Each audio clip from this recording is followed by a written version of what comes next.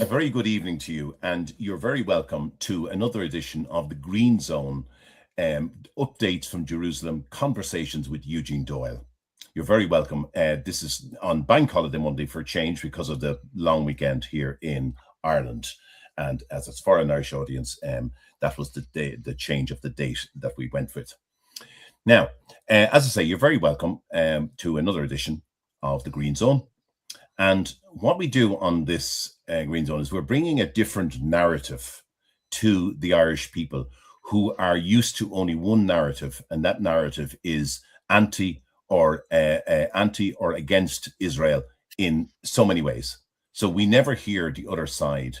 And I and my fellow presenter Marco Alexander want to bring, who's a proud Irishman himself, want to bring you a different perspective, so that not for you to change your mind about what you believe, but to give you the information that you have both sides of the argument before you make up your mind, and that is what this is intended to do. So we'd ask you to I'll put them up here now.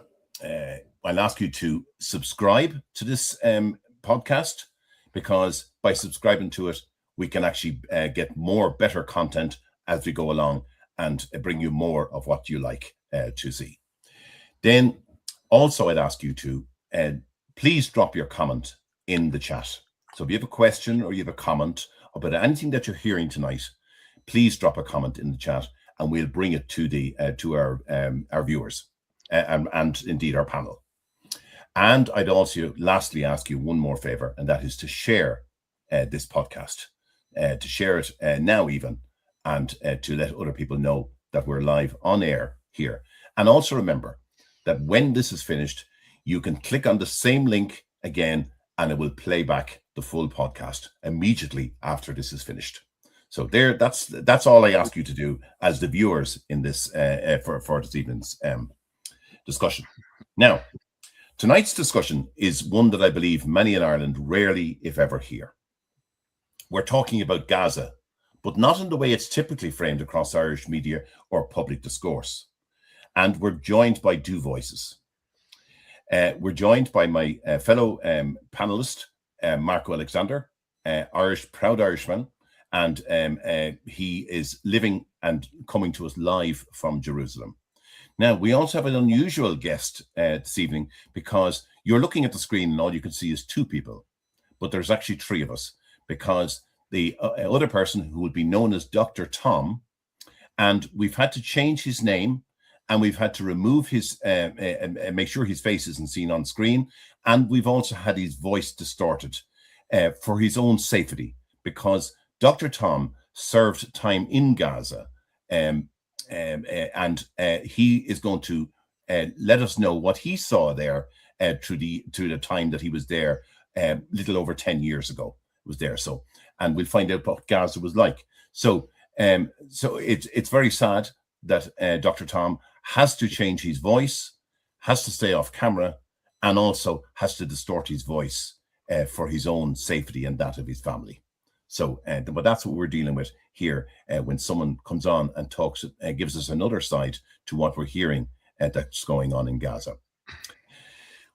What you're about to hear may challenge widely accepted narratives about humanitarian organizations, about specific incidents like the Al-Hali hospital explosion, and about how information from Gaza is shaped and presented internationally.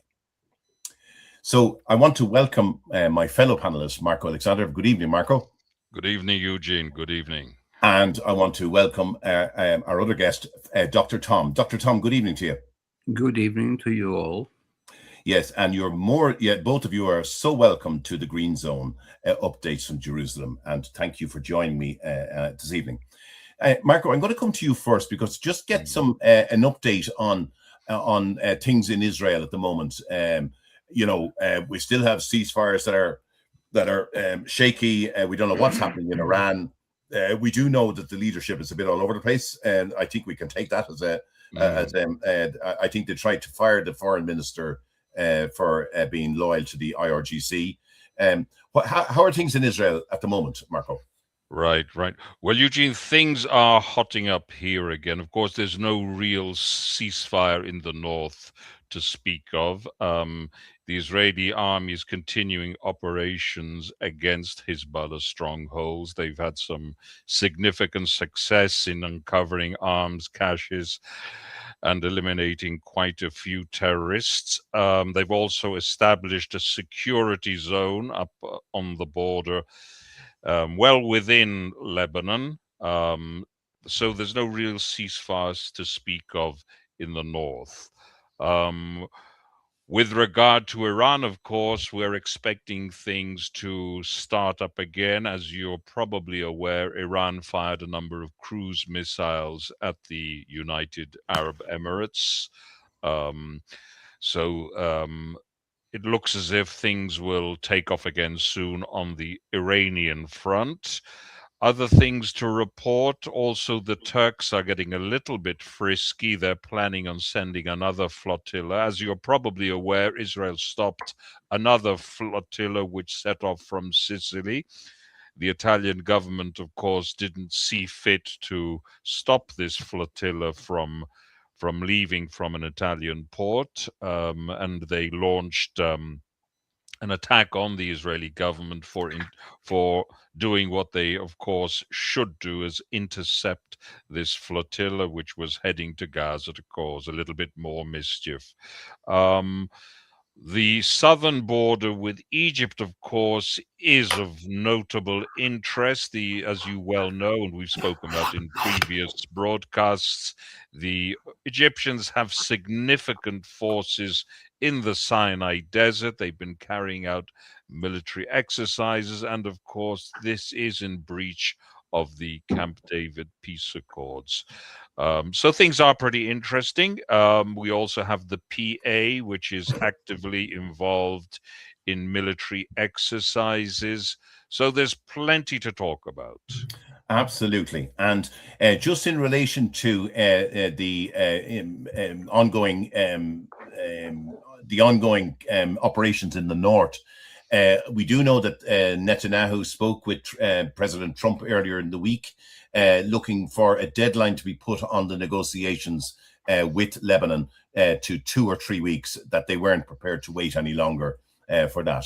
So that's a significant move as well on behalf of Israel, is it not? Yes, it is. Yeah, yeah. But as I mentioned before, there's no real ceasefire. So to speak of the Lebanese government, if we can deign it with that term, isn't really a government. It's a dysfunctional state. Even with all the goodwill, they'd have a very difficult time disarming Hezbollah on their own. So that task will ultimately fall to the Israeli army. Um, that's about it. Yeah, with Okay. regards to Lebanon. Yeah. Okay, I'm going to come to Dr. Tom now, and Dr. Tom, just first of all, describe Gaza as you saw it when you were there. Like, what was life like in Gaza? As something that we here in Ireland would never hear about what life is actually like in Gaza. Tell us what you experienced when you were there. Yes. Can you hear me? Yes, we can indeed. Perfect. Thanks. So first of all, excuse me for my altered voice and no image, let's say, but it's for security reason, as you know. And Gaza at the time I was there more than 10 years ago. It was in a, let's say, calm period. Calm doesn't mean it is, of course, without any problem. Every day, rockets were fired from Gaza to Israel, and just to have a little bit thing to. Once it happened, that they told me, Hamas told me that Israel has shooting a missile towards an hospital, and I just replied, but so because why? And they were laughing about it and say maybe because we fired the missile against Israel a few minutes before that. So they were even laughing about that. just to have an idea. But I'm sure that you know. And for the rest, it was pretty good period. I mean, there was no war, there was no attack or in any way, so it was a safe period, let's say. And I was working for an international organization, of course, not because I wanted to be there. I was recruited, let's say. And the only thing I can say about my experience that I felt well. I mean, they were really hospital. Let's say not hospital. I mean, sorry if my English is really rusted. No, it's fine. You're fine. It's You're doing fine. It's fine. fine. Yeah, and so I felt not like at home, but in a way, not bad. And I just have to say that this organization, as well as I guess any other NGO organization, was there just for political reasons, not because they need at all the foreigner help. And they have money, they have everything. Maybe they spend their money in other in other way, maybe to build rockets. I don't know. Was my idea, but not only mine. And most of all, I have the clear, not only impression, but um,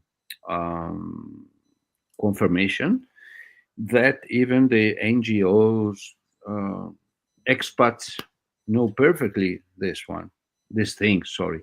And so they knew perfectly that, of course, the tunnels, everybody, even my grandson, know this, but they even know that the hospital were filled with rockets in underground, let's say. And I didn't see any kind of regret, can I say, for this. And I can't really remember now a boss of this organization that said, "Ha ha ha," kind of. So yes, the Israeli thinks they have them, but they have the tunnels. Ha ha ha, kind of. This is the Okay. level, and this was not one of them in the field. It was one from Europe. And So yeah, and just Dr. Tom, just what was life like for what was daily life like? People just go about doing their own business, going shopping on a daily basis, like you would see anywhere else. Is that how you'd see life in Gaza on a daily basis if you were yeah. looking in? Yes, we have been at the time limited in our movement because of safety reasons. So anytime we have to go there, and in any place we have to communicate to the boss and so on. But yes, I think I could go to a market to buy something, and vegetables and dress and so on. So it was not bad, but there was no active, let's say, war at the time. So everything was, let's say, fine, quite fine, Okay. as No, long okay. as you can define it, of course. Yeah. But yeah, And okay, so you obviously served there as a doctor, a medical doctor. So whatever hospitals you were in, and we've heard how Hamas has used hospitals as command centers, as bases to hold ammunition and various things. That would that have been evident even when you were there? The hospitals being used as command centers and whatever. yes, of course, I was, and all my colleagues, allowed to check the hospitals, of course, it's obvious. And but I have a clear impression everybody knows this. It is I mean, it is so clear in the years after that. But we have the perfect sensation, let's say, that everybody knows. But of course, this is my opinion. I didn't check the underground of the hospital, so technically and scientifically, I cannot say I saw the missiles inside the hospital. But I mean, the suspicion, is strong, let's say. Mm. And Excuse me, Alessandro. yeah, yeah. Excuse me, Thomas. You were aware that there was an underground complex.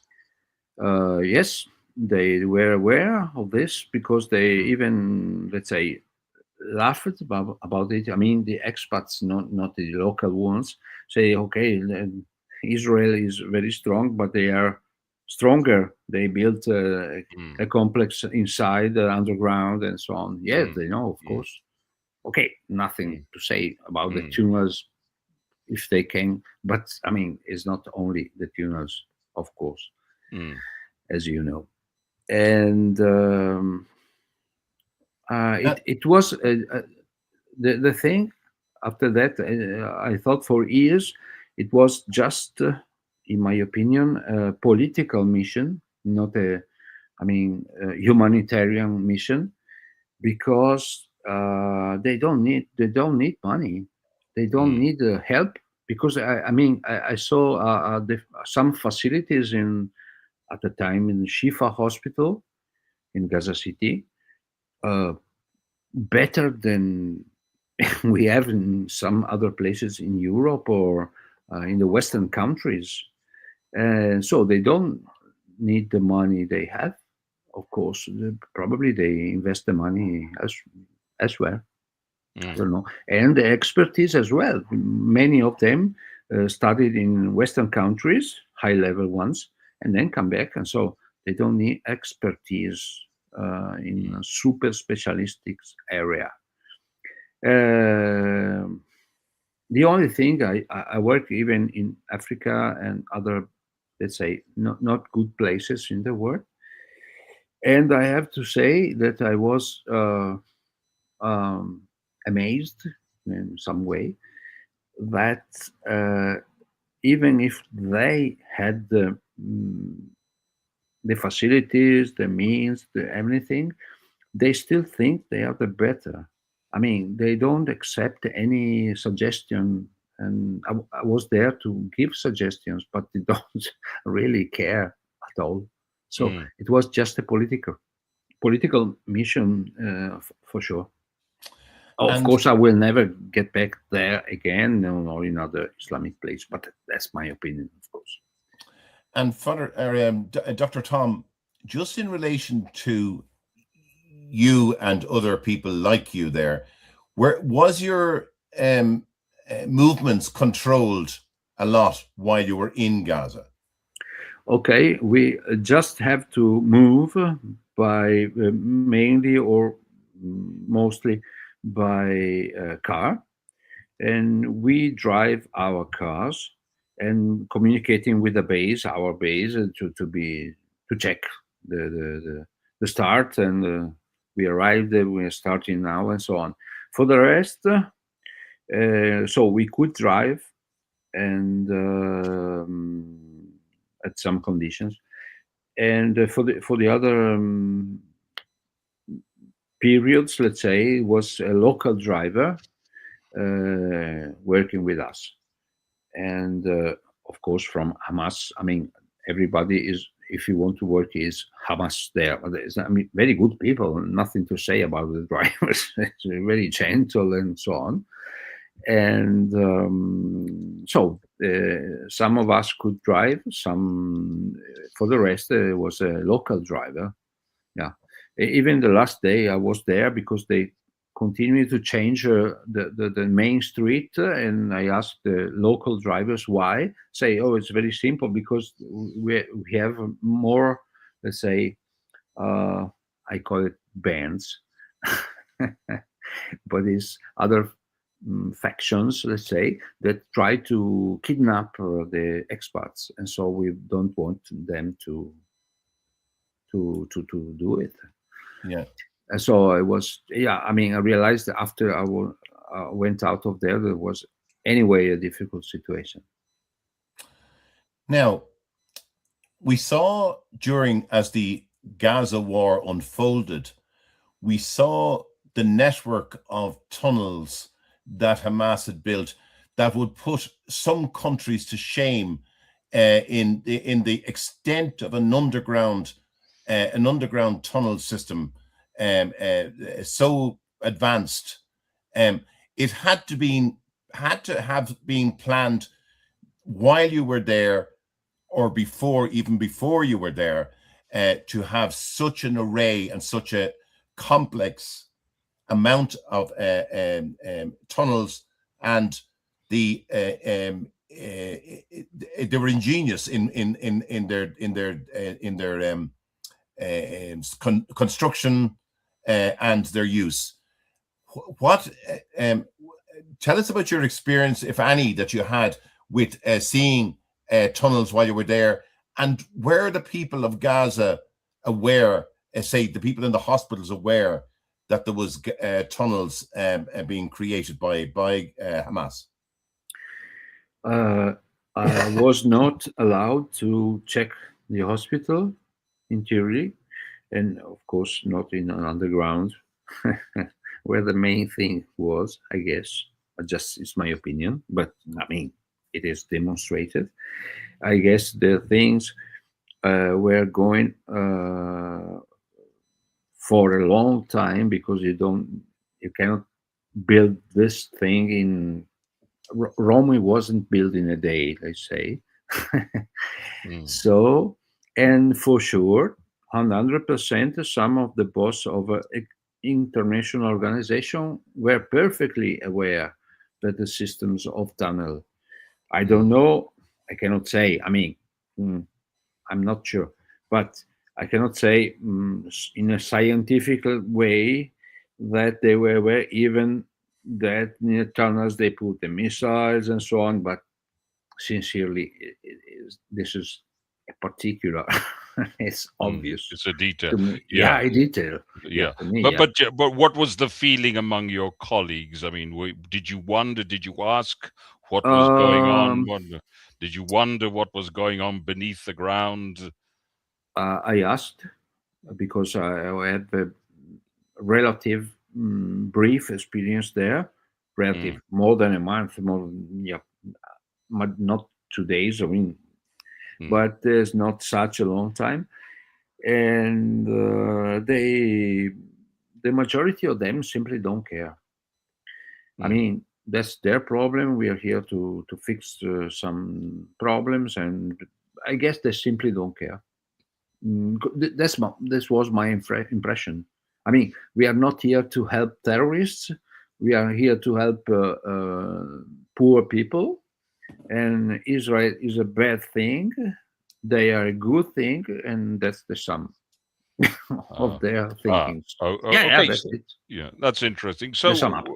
Right. So, what was the feeling among your colleagues of this NGO? What were their attitudes towards Israel? Can you? In the majority, quite bad attitude. Yeah. Right. Okay. I have. I cannot say. I mean, I have a close friend of mine, now retired, is not working anymore. There was a war surgeon that he has been there during, I cannot remember which war, let's say, because there are too many. And he said, I saw so many kids dead and wounded and so on, that from that day I cannot even speak to an Israeli anymore.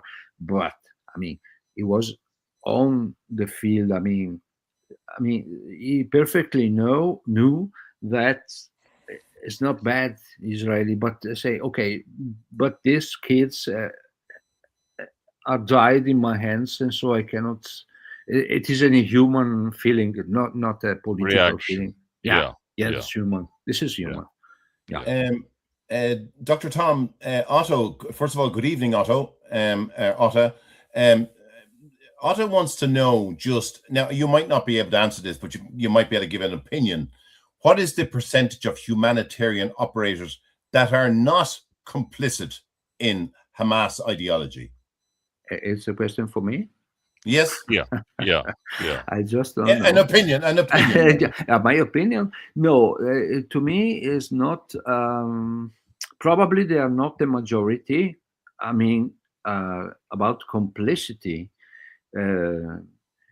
being aware of big complicity. Sorry, my English, of Hamas. They surely believe that they are right. I mean, not because they are not terrorists, let's say.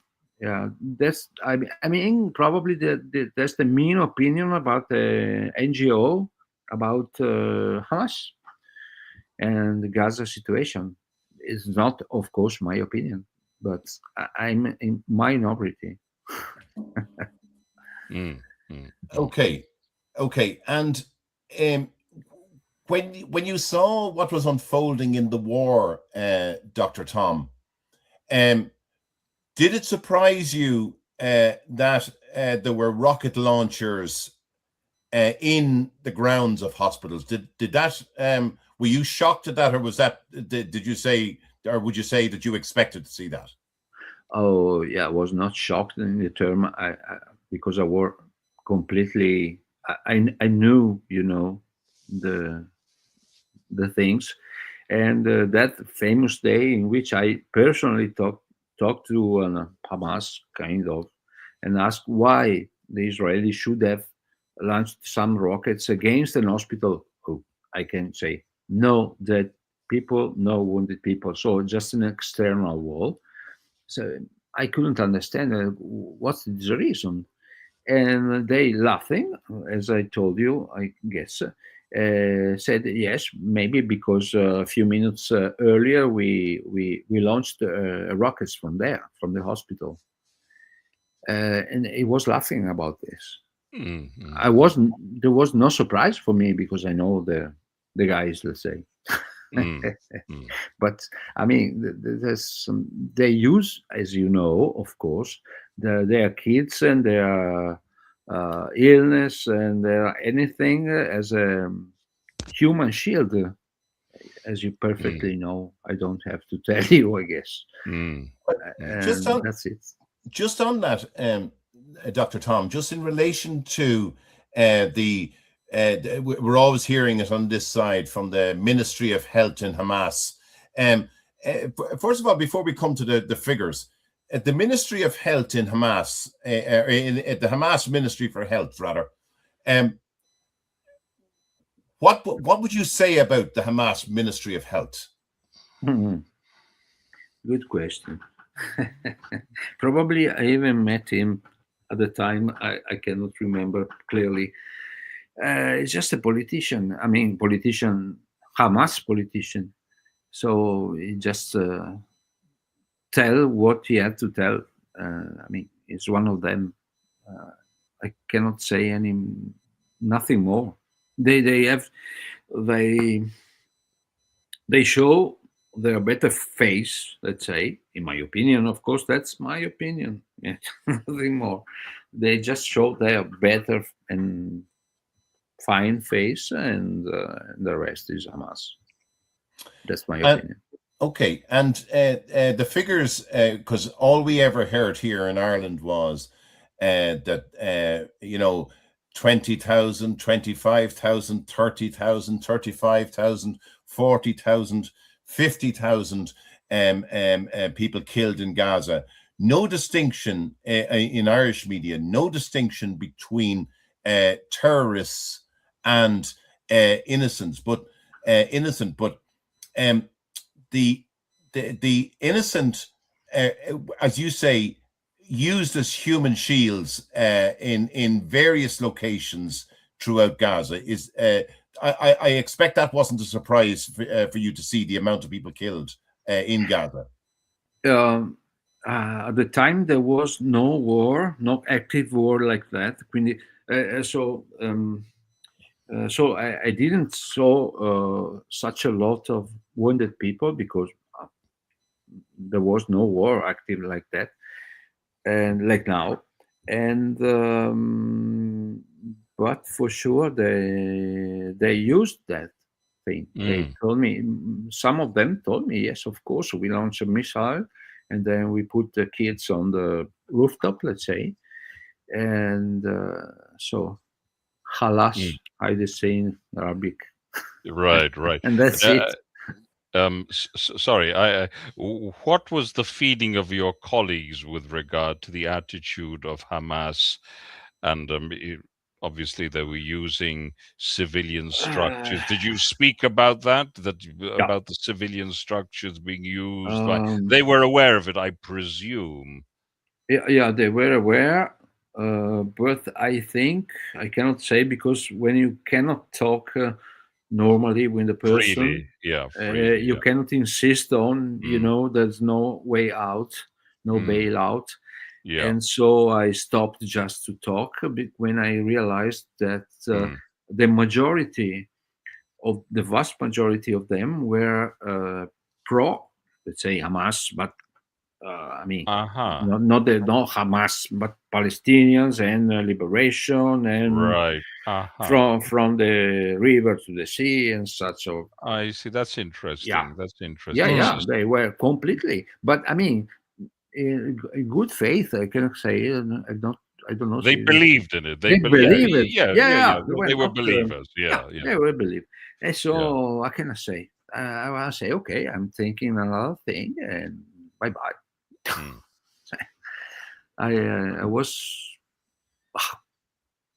still thinking after more than 10 years about that, because mm, it was, in my opinion, nearly uh, hopeful. I mean, no, makes no sense in my opinion. But mm, okay, it's mm, my opinion. Mm.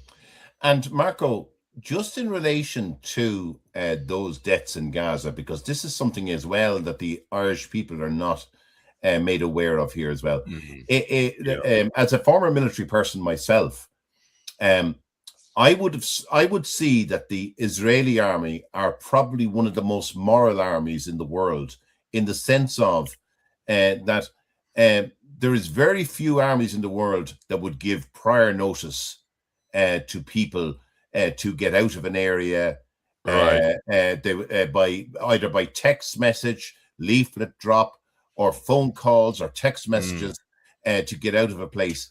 And yeah. the IDF, the Israeli Defense Forces, is always coming in for criticism on Mm. this side of the world, and that impression is a wrong impression, is it not? Well, the obviously you're speaking about people who are armchair moralists and who are generally in bad faith. Yes, Israel. If we look at the statistics, the ratio of civilians to terrorists is something unprecedented. Um, of course, many civilians were killed because, as Dr. Thomas has mentioned, they fired from built-up areas and used people and children as human shields. And there are films of this, of Hamas terrorists carrying children. I've seen these myself. Um, so, yes, the Israeli army has had to deal with a very difficult situation. And of course, you have to bear in mind the vast underground complex. Mm. But this is something that characterizes the people who criticize Israel. And I'd also like to draw attention to the fact that what has happened in Gaza happened in Lebanon as well, because under the nose, and I would say, I can't but believe that the United Nations so-called peacekeeping force provided a cover for Hezbollah to do exactly what Hamas did in Gaza. I cannot reach any other conclusion. I would go so far as to say that there was a level of collusion. Okay, okay. So and then, but we also saw in both Iran and in Lebanon that again the IDF gave notice to civilians Indeed. in those areas that they would Yes, be targeting a particular area in so many hours or whatever like that, ab- and that people were absolutely. to get out. Yes, I've yes, never heard of it in any other battle. right. In all the battles I've seen, and I've never heard. No, no, no. I don't believe there are any real precedents for that. Certainly not on this scale. Um, No, no, and Yeah. it's an absolute. Of course, when you're dealing with terrorists who take advantage of built up areas, there's nothing else you can really do in the sense you have to reduce it to rubble. That's the only way you can deal with this. Okay. Um, Dr. Tom, just back to NGOs and the politicization. Am I right in hearing and I'm not trying to put words in your mouth here, but am I right in saying that the NGO missions feel more political rather than medical when they're in Gaza? That's my opinion. It was And at the time, and it is more consistent now. At the time, I have a close friend of mine who was just in another uh, totally different place of the world to make his job, and we had a call and he said, "What are you doing there to be a friend of Hamas?" Mm, This mm, is was his joke, but it was really what is sum up just political. Yes, of course, they don't care about. They have all of the money they want from Qatar and mm, other uh, financial. I don't know, but again, I saw structures, facilities in the hospital. They were better than in some in the Western countries. So, probably they spend the money elsewhere. right. So they'd have That's my opinion, but right. I saw perfectly in person. I mean, Mm, mm, so and it is still there. The place where I met persons, not everybody, of course. And there's not only bad and only good people everywhere. Okay, but the medium, let's say the majority or medium size, is they don't absolutely care to improve. mm, They think they are the best. mm. Just that attitude. and So I was really amazed by this thing because they are not good, of course, technically. And Dr. Tom, I'm getting from you, they don't have any respect for the likes of you or anybody else in Gaza. You're just you're below them. Is that how they see you? No, they have respect. No threat, no nothing. But they don't simply don't care. I was there at the time to give some advice on things in which I am expert. Let's say I was paid for this, not by them, Mm, but the international NGO.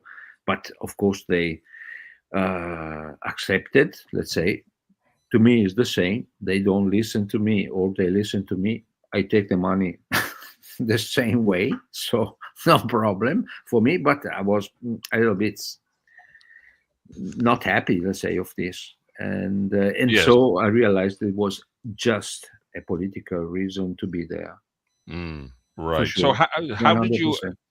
how did you end up getting this job? What is the mission statement? Well, what did they tell you your duties would be?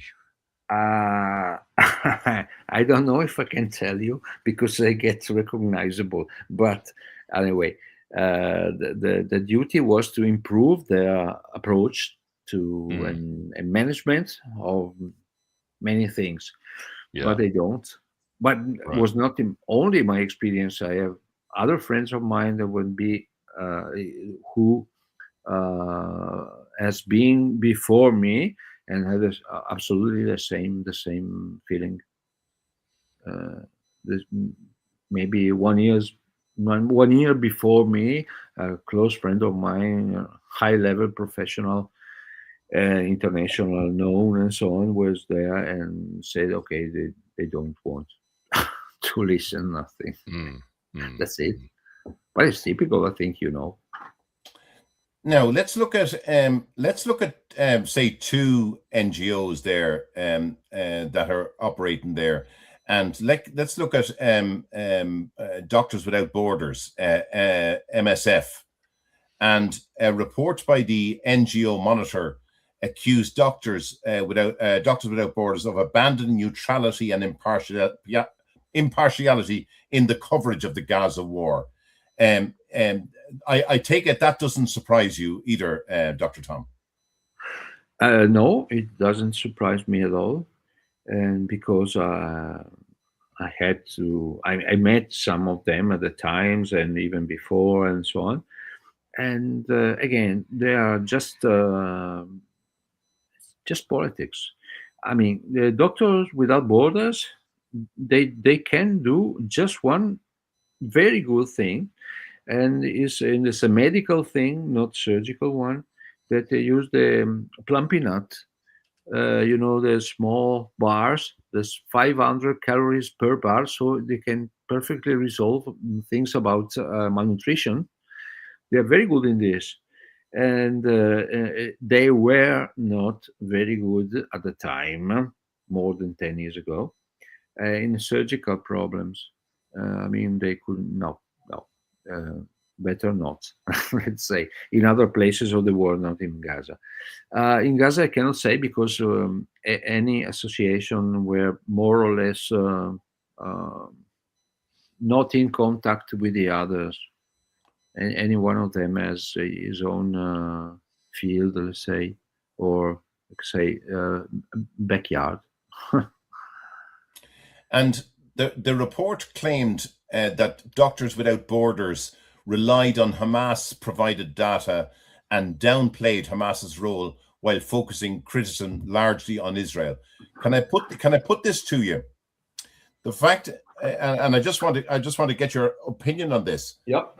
The fact that you are not able to show your face, the fact that you have distorted your voice, and the fact that we've given you a pseudonym for this particular webinar, is it fair to say that NGOs operating in Gaza have no choice only to laud Hamas and criticize Israel because they might feel the same as you would feel a threat to their lives? Probably yes, I guess, but just my opinion. I mean, many of the NGOs around the world, I don't know in Gaza for sure, I cannot say personally, but in other places, for sure in Somalia, they pay the Somali to be there. So the money get to the local mafia or Somalia or anything, because they want money to let them in. That makes no sense, in my opinion, but that's it. So I'm pretty sure on this. I don't know in Gaza because Hamas probably, or for sure, needs visibility in Western countries, and so is very happy if somebody gets in. I guess this is the only reason for international organization to be there, and they are very happy because the more organization are there, the more bad guys are the Israeli, and the more good are them. That's my conclusion. Marco, can I put that to you as well? Can I put what do you think of that argument, or does that wash with you? It's hard for me to form an opinion on that. Obviously, you're dealing with a very distorted picture. We're not dealing with normal states here, whether it's Hamas or Somalia or the Lebanon. These are abnormalities. So it's very hard to expect anything to function as we'd understand it. I think you're dealing with basically crime syndicates rather than governments. And just in relation to the funding of some of these NGOs, and I'm not saying that they are funded, but do you guys have a suspicion that some of the funding from these funding of these organizations comes from bad actors? Is to me the question? Yeah, Um, whoever, yeah. yeah. Okay, I'll start. I cannot say really perfectly. In other experience, not in Gaza, not in Africa, elsewhere, I just have checked that the donation were private, Western private. I mean, so probably there's some kind of good Samaritan thing Mm. for rich Yeah. persons. Yeah, yes. Mm. I checked this, so it was. And in other situation, I cannot say. I strongly have a suspicion that somebody of, let's say, very close to these guys are involved, but I cannot say, of course, scientifically or Right. practically. That's it. Now, I presume you're the people, the milieu with whom you were frequenting in Gaza. These were these would have been basically the expat NGO community. Is that correct? Yes, with a few exceptions, Mm. with some people from Gaza, Mm. and there was, I mean, drivers or people I met every day and so on, Mm. and with whom I had a very nice experience, human experience, because Mm.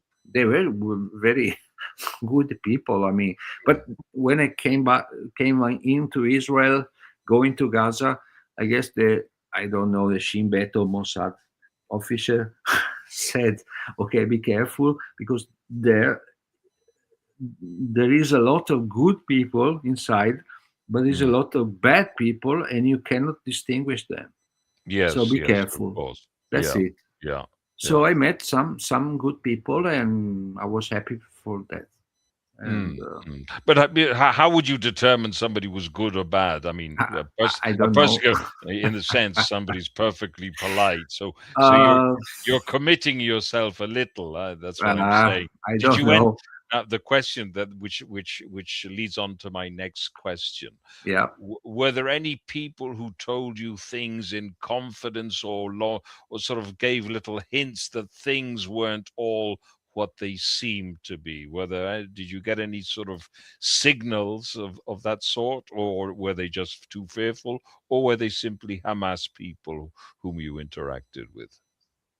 I don't know. I clearly remember I interacted with some high level professional, Mm. technically professional people that say, "Oh, we could we sent a missile on Tel Aviv. Now they scared. They are scared now." Okay, but this, I Uh-huh. mean, very high level cultural, Mm. let's say, people, Yeah. I delicate jobs and so on. So Mm. okay, I mean, there's a war. You hate them. They hate. I mean, you're in war, so it's quite a normal thing in a way. Right, right, right. But no, but they definitely hate Jews without Right, any doubt. right. But no doubt about it. So they weren't that nice. Put it that they were polite, but not that nice. I think Now, we can say that. And here we have an Eugene. Do you want to read that question there, which I think is Oh, yeah. One rather second. germane to what we're saying? But let's see here. Where are we going here? Here it is. The question Oh, from Otta. Yeah. sorry, that's the wrong one. No, Okay. no, the one excellent. Yeah. Yeah. Okay. So Otto says, did you talk with civilians? How many of them don't hate or have bad feeling towards Israel? Did you find anyone who had no? Did you come across anyone, Dr. Tom, that had didn't hate Israel? yes, I mean, they didn't told me. They didn't tell me. So maybe they hate but didn't tell me, or they didn't hate Israel. I don't know. No, quite uh, a good number of them. They didn't even talk about Israel. They just talk Mm, about their situation, mm, and okay, it could be better. So if we go on like that, it could be even worse, and so on. But without saying, "Oh, fucking Jews and so on, usual things. Sorry for the term, but that's what Okay. they Yeah, said. yeah. To sum up, and no, not all of them. No. Yeah, because there's no way. I mean, I think everyone on the panel would agree that not everyone in Gaza Yeah. is a terrorist or is a bad person. Would you agree with that? Yes, of course, because Mossad and Shin Bet told me. I will. I mean, the officers no, because I am of that. I'm not intelligence, nothing, but the checking I had, of course, for police and probably even more. And they told me they perfectly. We know perfectly. There's a lot of good person inside there. So, but be careful because we don't get you in case you put in bad situation. Right. Obviously, they were screening you before, because you entered from the Israeli border, of course. Yeah, of course. Yeah. So you interacted with obviously the security services, and they said there were many good people, and they said, you're right.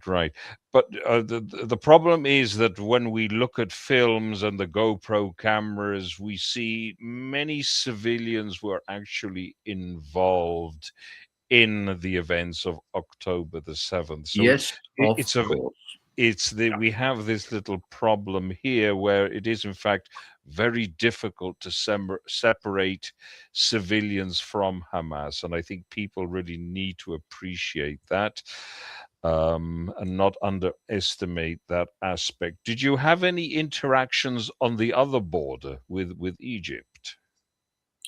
Me? Yes. Did you? No, I just went to check the border one day. We just to look at the border. No other things. We went there by the off-road kind of thing, car, and that's it.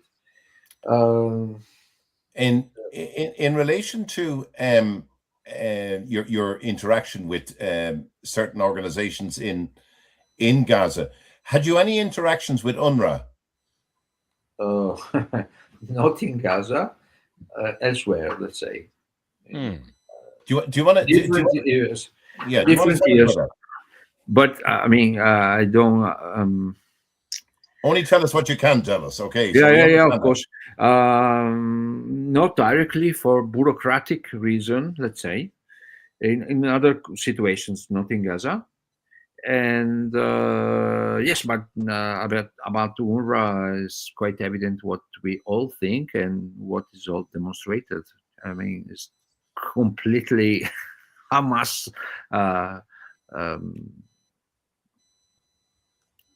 leader and so on. I mean, they participated in even October 7, and it's quite evident. There's nothing to say about it. It is evident. Yes. Well, this is why I feel that the world should be ashamed of itself. The world should be ashamed of itself, especially the United Nations, because the United Nations know what's going on with UNRWA. UNRWA has used the situation in Judea and Samaria and Gaza and Israel, has used that situation to perpetuate the suffering and the homelessness or of the Arab people for decades now, and this has in turn formed the opinions of other NGOs as well when they're in Gaza as well. So, for example, I only heard the other day, it's the first time I've seen it, and I know that Marco, you and I have been talking about this for many, many years. And along with our friend in Palestinian Media Watch, the European Union came out last week, I think it was, and criticized the PA for its textbooks in schools. I mean, how long does it take someone to catch on, like when this has been going on for years, decades, and using European money, Irish money, and all of that? Indeed. To fund these. Yes, Marco. Exactly. That's very interesting, because you and I, of course, know full well that politicians have been made aware of what's going on. Both you and I have certain channels whereby we know that they've known about this for years, that this European funding of terrorist activity in the Palestinist Authority has been going on for years. So it's nothing new. And of course, all of a sudden now, after 20, 30 years, they've decided to withhold funding. Yeah, it's just incredible. Yeah. What do you think of that, Dr. Tom? I mean, especially in Europe, there's a lot of people, even at high level, say technical jobs and so on. No, not the normal level people, even people who studied and so on, that knows nothing about this. I mean, they just eat the Hamas pappardella. In Italian is pappardella, and that's it. And they don't even think. If you ask them when it started, what was the beginning, 48, let's say, the last century, they don't even know. I am talking not pub people, high level one, physicians, engineers, and so on. So they don't know nothing. And this absolute lack of culture, history studying is. I mean, it is the base. Is it just a lack of culture, or is it a deliberate attempt not to engage with these facts? My opinion, maybe I am a hope that I'm wrong. It is an anti-Jewish feeling. It is mixed with it. I mean, there's little couple 5 days ago, some people that I know, very good people apparently, and they said if Hitler didn't start war with Russia, probably in the America didn't get in, probably the things would have gone better. No Israel, no nothing. That was the level. I said, "Are you joking? Yes, yeah. Are you kidding? Joking?" Because I get really angry now, and so they went away. Yes, this is mainstream now. Yeah. This is a colleague of mine. Yeah. Now, this is unacceptable. Absolutely. Okay. I don't have words. I'm not Jew. I'm not. I love you, of course, as it's clear. But I'm atheist. What's that? And this is Europe, 2026. Yeah. Yeah. It's incredible. Now, just going back to the very start of the Gaza war, just in late October of that year, the Al-Ahli hospital explosion that happened, where first of all Israel was blamed straight away, surprise, surprise, and then it was eventually subsequent intelligence pointed to a failed rocket launch from Gaza by Hamas. First of all, did you have any connection with Al-Ahli hospital? I have to be sincere. I can't remember. Yes, of course, for sure, because I checked at the time all of their hospital, and probably I went there, but I couldn't remember this one really. I can remember the European hospital, Ashifa, of course, and then time has gone, and my memory as well. Okay. So yeah, I'm not in my 20s anymore. Yeah. But there was. Sorry. Go ahead.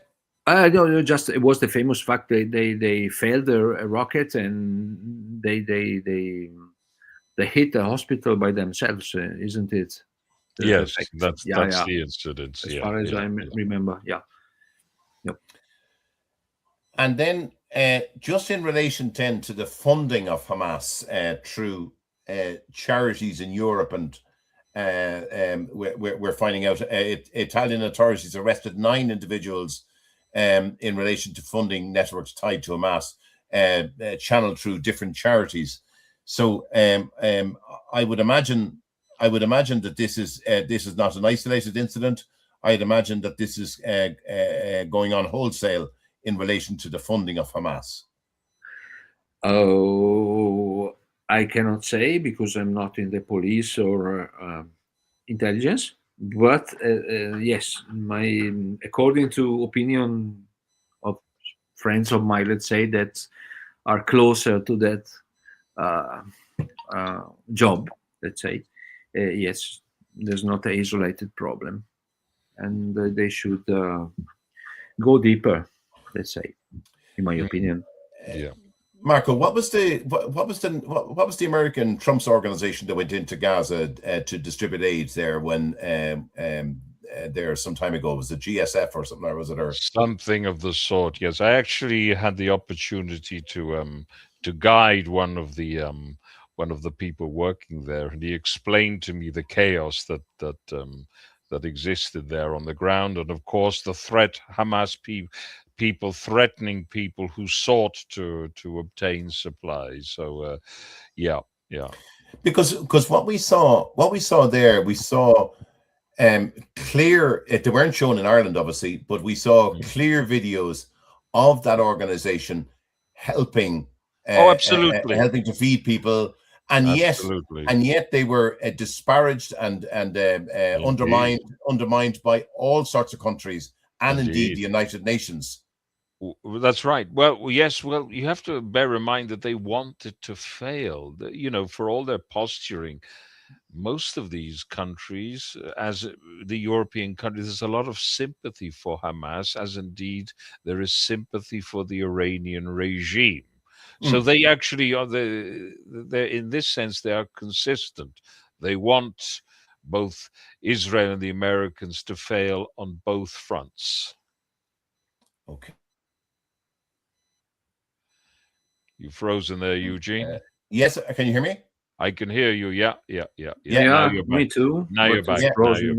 Yeah. You froze for a sec.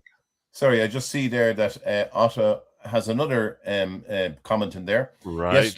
Yesterday even I was driving and trying to guess why someone in the West should hate Israel. I personally came up with this conclusion: envy. Can't personally see other reasons. You know what? I'd actually agree with you there. I think that most people are envious of the Jewish people because they're envious of. I mean, you take Israel. Ireland is 3.5 times the size of Israel, and yet look at the advances that such a small country, and it is relatively small compared to everything around it. And look what it has achieved in 80 years of independence. Look at it has achieved. I mean, it's just. I mean, when you see Ireland and it's depending on foreign and direct investment, that's its main. Its main source of income is foreign direct investment. I mean, when you see a country like Israel, who haven't changed in this sense in 3,000 years, in that they have invested in their families, educated their families, and I think one of your leaders at some time when independence was coming, Marco, excuse me, said that they would build a country the size of a postage stamp and make it work. Well, that was the original size of the country, what it would have been had the Arabs accepted the partition plan in 1947. It was a little sliver of land. But you raise an interesting point, actually, because to a great extent, the Jewish people in the land of Israel looked at the Irish struggle for independence and were inspired by it. They were facing the same occupation. And I think perhaps now's the time for Ireland to look at Israel and look at the Israeli example about conserving national character and also the advances the economic system here and the sense of enterprise. I think in this sense, Ireland should now look towards Israel to sort of rediscover itself, and indeed to even bring back the Irish language as something that's spoken in everyday life. It was done with Hebrew, and it can be done with Gaelic. Not that people should stop speaking English. I think bilingualism is a wonderful thing, but certainly to lose the Gaelic language would be terrible. And they can look to the Israeli example, how Hebrew came back to be the language of everyday discourse and conversation. But I'm looking at the economy of of Israel right now. It's yes. at the cost of the war that wars, the fronts that Israel have been fighting on, and to still have their economy booming that's miraculous stuff, is it not? It is, yeah. It defies logic in many ways. It defies the normal workings as we understand them. A country that has to face enemies on every front, on every border. You have enemy countries, and I say enemy countries, even though we have a so-called peace treaty with Egypt and Jordan, not to mention Syria, where you have a jihadi regime, Lebanon, which is chaos, Iran, Turkey. It is amazing how the resilience and the capacity for enterprise here is something which I don't think we'd encounter anywhere else. And we'll come to Otto again in a minute, because he's another text in there to us. But just in relation to that, his conclusion, Dr. Tom, his conclusion that it's envy. Would you agree with him? Oh, yes, in part, because if a person or people in history has been so, say, clever in anything, practically, in any field, probably they are. There's some envy. I'm not 100% sure. There is even a deeper bad attitude, let's say, towards the Hebrew people, even now in Europe. I'm not really sure. I hope I'm wrong, but I'm not sure. I mean, when you speak with high level people, high level cultural level should be high level. Often you feel this kind of hate. I don't know. It's not the hate of the Hitler times, but yeah. But what's yeah? Go ahead, keep going. Yeah. Yeah. It is not acceptable. It is not understandable. I mean, it's not just envy. It is something more. That's my opinion. Now, and it's strange. Just in relation to where was I going with this? In relation to Israel and its economy.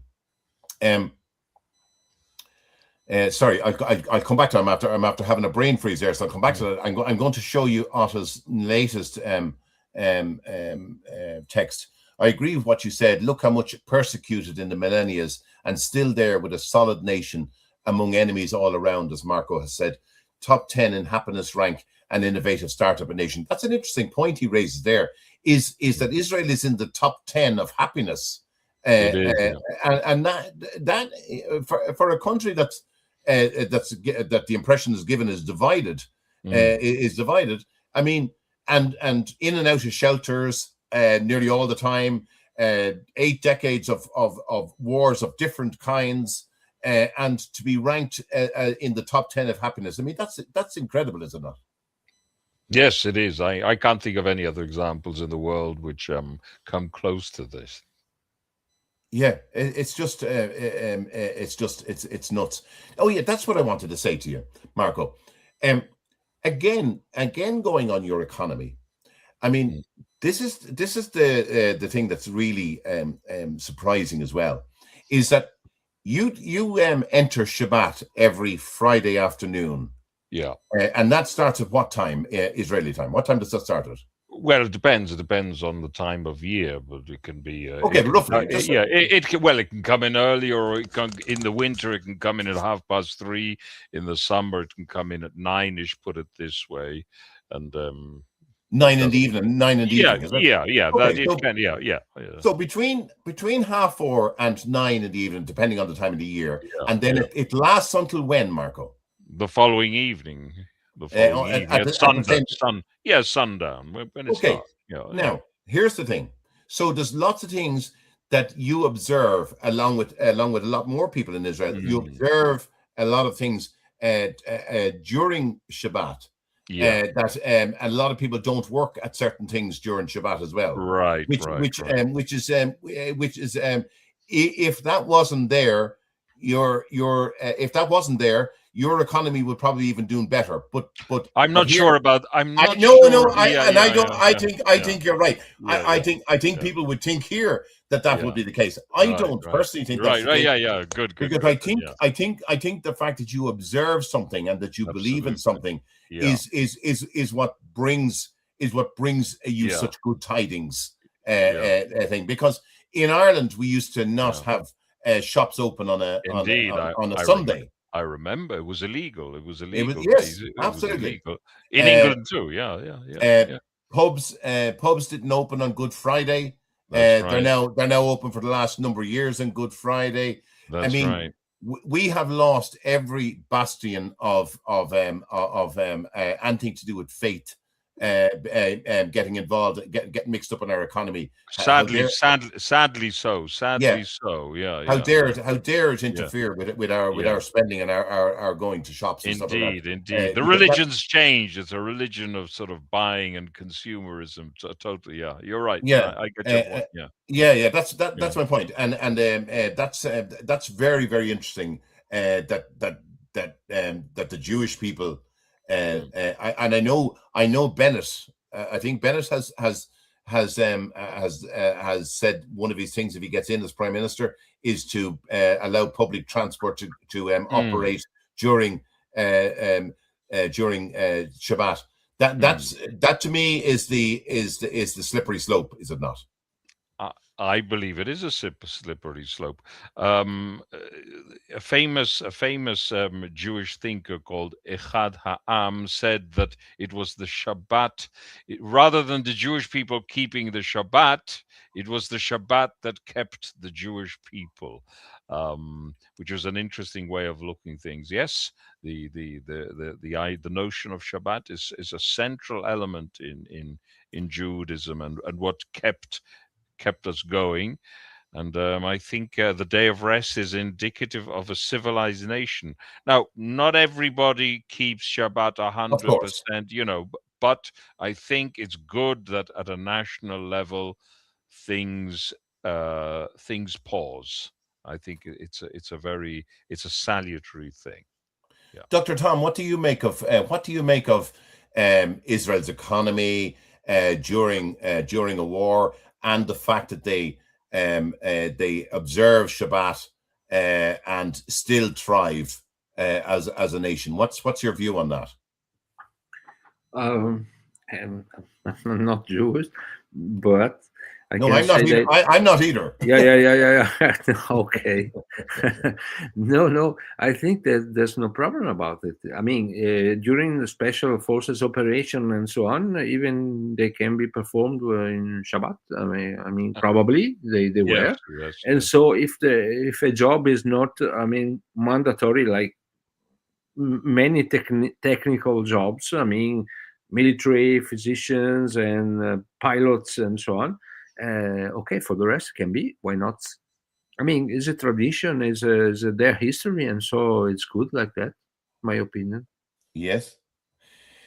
Now we're going to move to the final segment of the program, and this is about the and Marco mentioned it earlier, the flotilla. And Mm. I read an article in the Jerusalem Post that maybe finally Israel has found a way to deal with these incidents without it coming square down on top of them. And I think one of the people that you guys should be really proud of in Israel is your foreign minister Gideon Sa'ar, because he has changed the narrative big time. And I thought what was interesting in this thing about how they handled the PR war in this flotilla was not to have an IDF spokesperson saying something about it, but to have the foreign ministry come out and think. Do you find that striking, Marco? That maybe finally Israel is getting the message about how to do these things, how to play the PR war when you're dealing with flotillas that are supposed to be aid convoys, but they're actually full of condoms. Yes, well, I kid you not. They found they went on board them. They found all they found was condoms, no aid. Indeed. No, you raise a very important point. Israel has had to learn the hard way, because we had a previous experience many years ago with of the Mavi Marmara episode, where a boat sailed from Turkey. Of course, nothing sails from Turkey without the auspices and the backing of the Turkish government, where they had to learn a very hard lesson. So yes, the approach has improved. The foreign minister Gideon Sa'ar gave a very good account of himself at the United Nations as well. It shows a change in gear, a significant change, and I thought that was very positive. Absolutely. And Dr. Tom, what do you make of how the whole flotilla was handled? About the flotilla, the only thing that I can get in my mind that please sink them. I don't want even to know about them anymore. It is a horrible thing, financed for sure by Amaso and his friends, and full of people doing nothing. I mean, I guess you know how many money it gets to have to maintain the flotilla, to buy the boats and to let them on. And so I have a small sailing ship boat. I mean, less than 10 meters. I'm selling it if you want, because it's too much for me to maintain. So of course it is paid by them. Yeah. Okay. Please don't let them come back. Terrible. Yeah. Now, it should be noted. That maybe a lot of people outside of Ireland wouldn't know this, but it should be noted that the current Irish president, Catherine Connolly, the president of Ireland, her sister Margaret Connolly was on that flotilla, and she maintained that she was on it in her own right, that had nothing to do with the president. Now, that seems to be too much of a coincidence to me. That seems to be too much of a coincidence, because I don't know whether you're familiar, Dr. Tom, but we've had two presidents in a row. We've had our previous president, Michael D. Higgins, who was definitely an anti-Semite and pro-Islamist president, and we then automatically then, when his term was up, it was replaced by a similar, if not worse, US or Irish president in Catherine Connolly, but interesting that her sister was on this flotilla that was trying to make its way to Gaza to bring aid. Obviously bring condoms. They're obviously trying to curb the birth rate in Gaza by bringing condoms. I'd imagine that's what the aid that they're talking about that they were bringing. Yeah, so certainly Michael D. Higgins spoke in effusive terms of the Khamenei regime. He wrote a letter to that effect. Eugene, do you remember? I do indeed. I do indeed. I do indeed. A That was me. very warm letter. Yes, I don't know, Dr. Tom. Are you familiar with? Are you familiar with any Irish presidents, or are you familiar? Have you? Not, but I'm familiar with condoms. I'm joking. I'm joking. Yes, I no, not anymore. I'm home. Sorry for the joke. No. They're allowed. Jokes are allowed. a bit of levity. Yeah, of course. Absolutely, Of course. yeah. Last time I was in Dublin. I was in holiday, but the person I was with was for a job. And I saw a lot of pro-Palestinians. I call them Palestine Nazi manifestations, and in the center of Dublin. So without any, I was. I mean, I didn't laugh because it would that be to laugh if you're not thinking about the things that stay behind it. And it was I guess probably 2024 early, probably. And I cannot say. I perfectly knew that president was against Jewish. It's not anti-Semitic because even the Arabic are Semitic. It's just Jews. They don't technically, but yeah, I cannot say. That's it. I'm going to go to one final question on the whole thing of what we're looking at the moment. To you, Dr. Tom, I just want to get your opinion on it. I'm going to throw a couple of things at you, and you can give me an overall perspective of how you see things. Okay, we've an unpredictable US president in Donald Trump, but a true friend to Israel at the same time. We've an unpredictable president. We have an inconclusive, at the moment, an inconclusive war in Iran. We don't know. Obviously, Israel is guided by what Trump will do. That's the way we see it at the moment. Anyway, it's guided by what Trump will do next. Right? We're looking at the Board of Peace in Gaza. We're looking at we're looking at talks coming to a halt in relation to the disarming of Hamas. We're looking at negotiations going on between Lebanon and Israel taking place in the United States, mediated by the United States.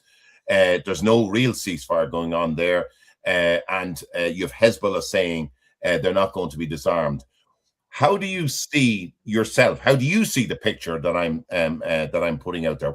How do you see it? You know, Donald Trump and all of that. What's your view on the way things are shaping at the moment? Okay, I'm not a geopolitical expert.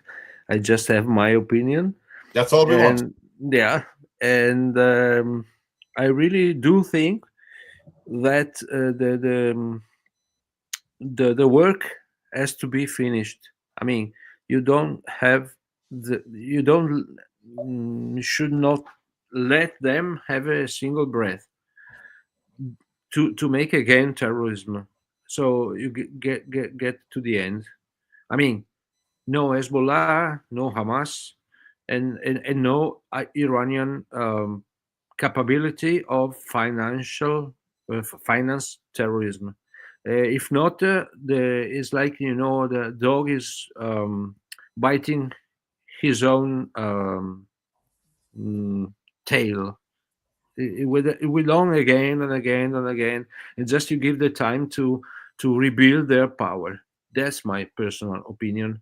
And can just on those fronts, Dr. Tom, on those fronts, let's deal with Iran first of all. Can the US and Israel really bring the regime to its knees and go for regime change? Can they do that without the support of NATO or anything? Can they do that themselves, do you think?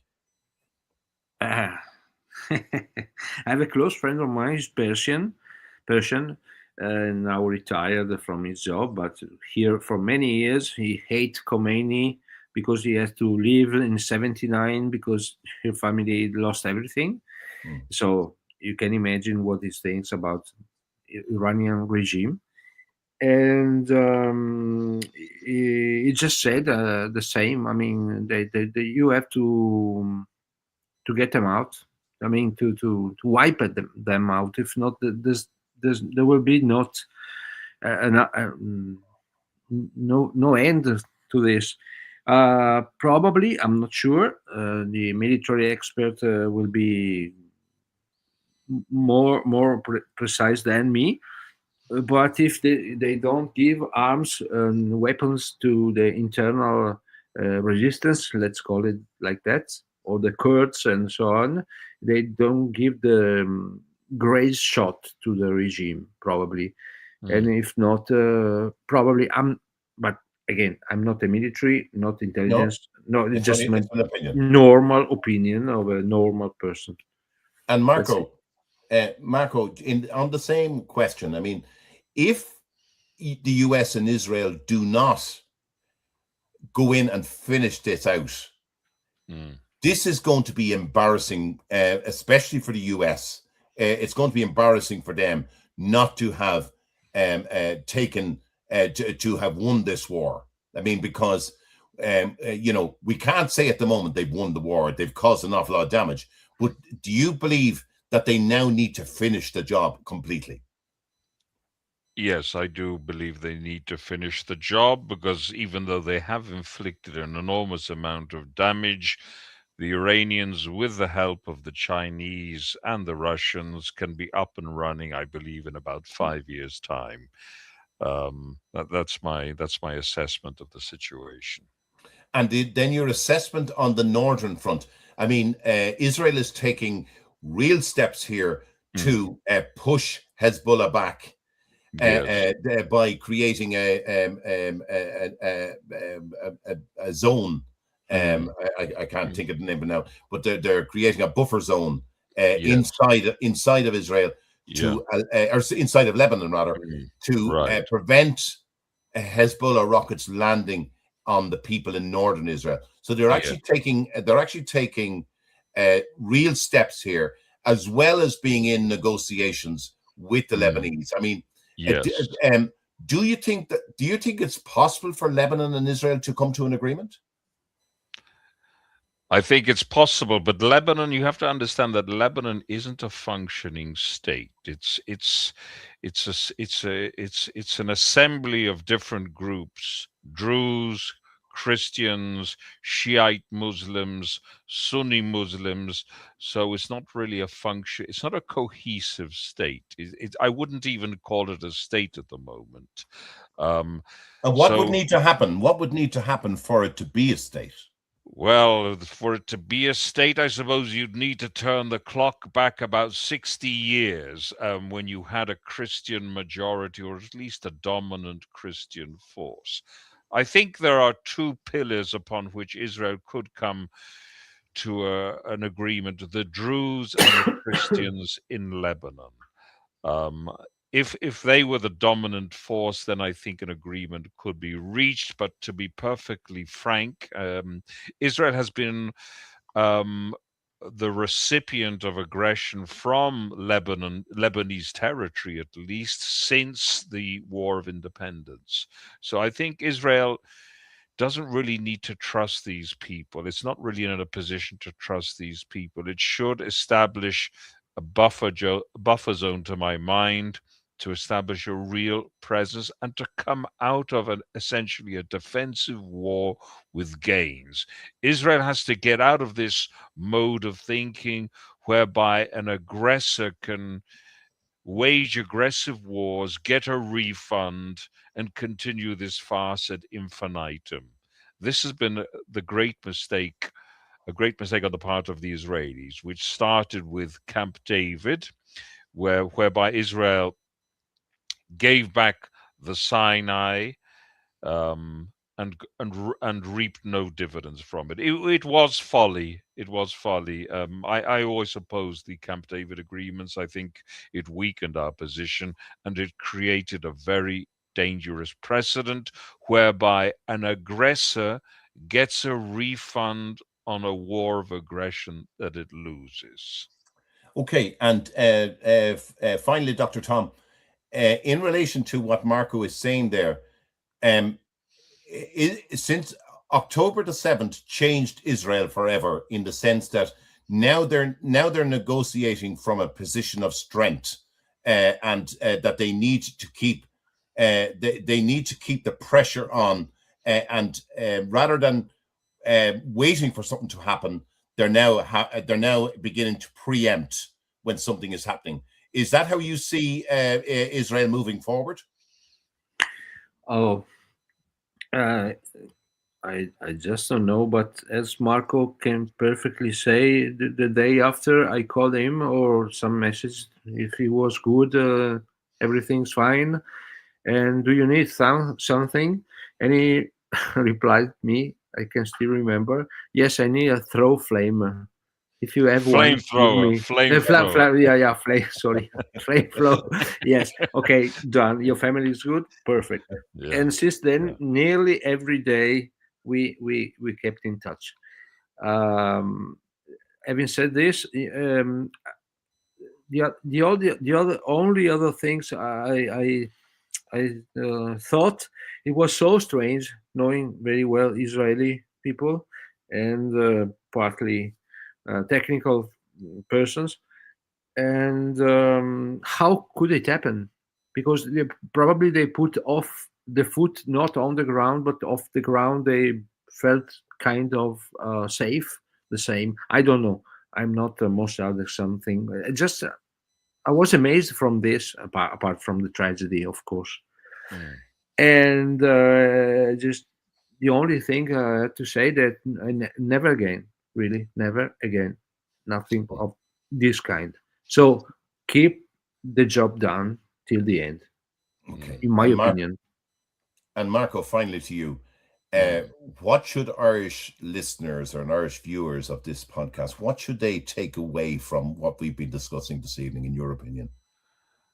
I think what has happened here will resonate increasingly in Ireland in the light of immigration from countries which have a different set of values. Namely, Ireland is importing people with similar views to those which are held by a vast amount of people in the Middle East. We're talking about people with a jihadi mentality who are abusing Irish generosity.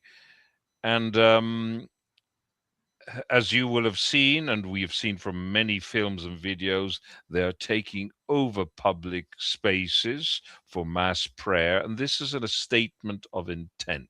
So while we in Israel are facing a violent jihad, what you're facing in Ireland at the moment is a stealth jihad. A stealth jihad, which in a way is even more pernicious, because in Ireland you haven't developed the immune system to deal with this. They're able to insinuate themselves into every facet of Irish life. So there's a lot of naivety in Ireland. Never mind what you think about Israel. People need to think about Ireland. They have to think about Ireland and understand that essentially speaking, we face the same threat. Of course, we're not talking about decent Muslims. We're talking about jihadi Palestinized Muslims who use the fake Palestinist cause to break down the immune system of Ireland. And Ireland is, as indeed the rest of Europe, is in great danger. Okay. We're going to leave it there, folks. Tonight, as I say, wasn't about telling you what to think. It was about presenting perspectives that are rarely aired, especially here in Ireland. Whether you agree or disagree, the most important thing is that you are exposed to more than one version of events. I want to thank Dr. Tom, who's had to change his name, who's had to distort his voice, and has to remove his picture from the screen for fear he'd be visible, because of the fear he has for his own safety and for that of his family. And I want to sincerely thank you, Dr. Tom, for coming on this webinar and giving your perspectives on what you saw in Gaza and your thoughts on all the issues that we discussed here this evening. So I really want to thank you for coming on and doing that with us. I also want to thank my regular panelist, Marco Alexander, live from Jerusalem, as always, given a very telling and a very blunt message, which is needed, a blunt message that is needed to the Irish people about where they're going.